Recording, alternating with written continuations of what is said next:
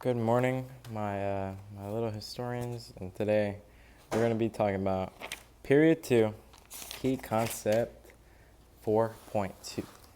So 4.2 says, although the world's productive systems continue to be heavily centered on agriculture, major changes occurred in agricultural labor, the systems and locations of manufacturing, gender and social structures, and the environmental process.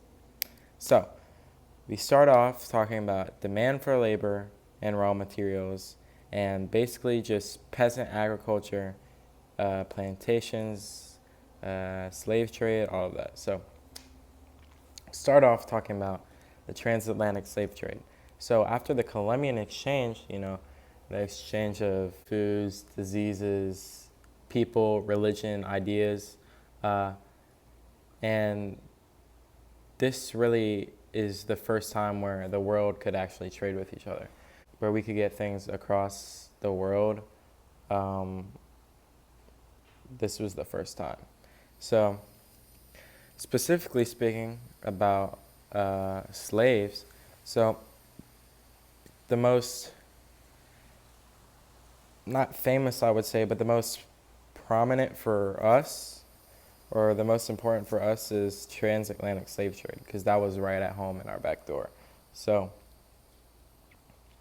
at that time, the slaves from West Africa were being shipped to America, to the Americas, through the triangular trade system, and they go. One of the biggest things about the Americas was our plantations. So plantations grew staple crops, whether it be tobacco, cotton, and all those type of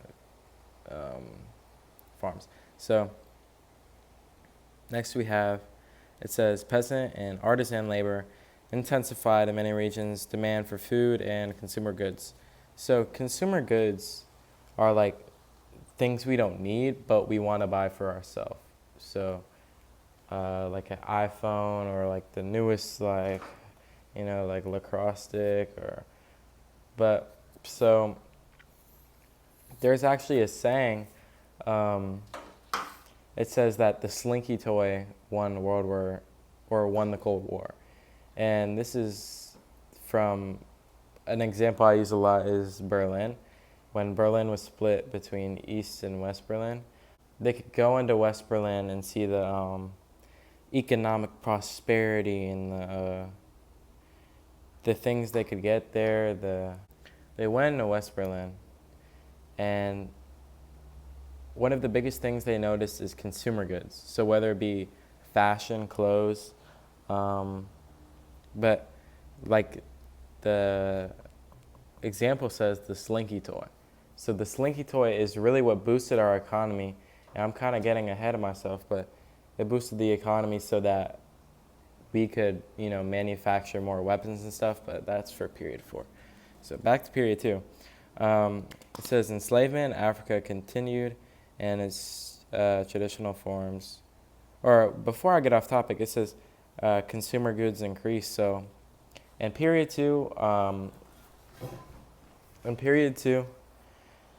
it's all about mercantilism. So as my good friend Heinlein History describes it, mercantilism basically means like the whole world's wealth is like a piece of a pie, right? And our goal, or meaning their goal, is to get the biggest piece of the pie possible. So in order to do that, you got to take someone else's piece of the pie. So that's basically imperialism, from the start, mercantilism. So what the Europeans wanted when they came to Americas was the 3 G's, all right? Gold, God, and glory. So first, they wanted all the gold, right? They wanted the precious metals like gold, obviously, and silver from Potosi. They called China the silver drain because China actually used it for their, they transitioned from paper money to coins, silver coins, in the Ming Dynasty, like early Ming Dynasty. God, because Europeans really wanted to spread their Christianity. Good example of this is Hernan Cortez. when he came to the Americas, specifically like the Aztec Empire, they had the really unusual religions, to Cortez at least. They had the unusual religions to Cortez, and he thought that was just not right. So he actually massacred, him and his little army, massacred a lot of the Aztec Empire in order to spread God. And then glory, pretty self-explanatory. They just want to be remembered, and they want a piece of that global pie, you know. So next it says, the growth of plantation economy increased the demand for enslaved labor in the Americas, leading to significant demographic, social, and cultural changes.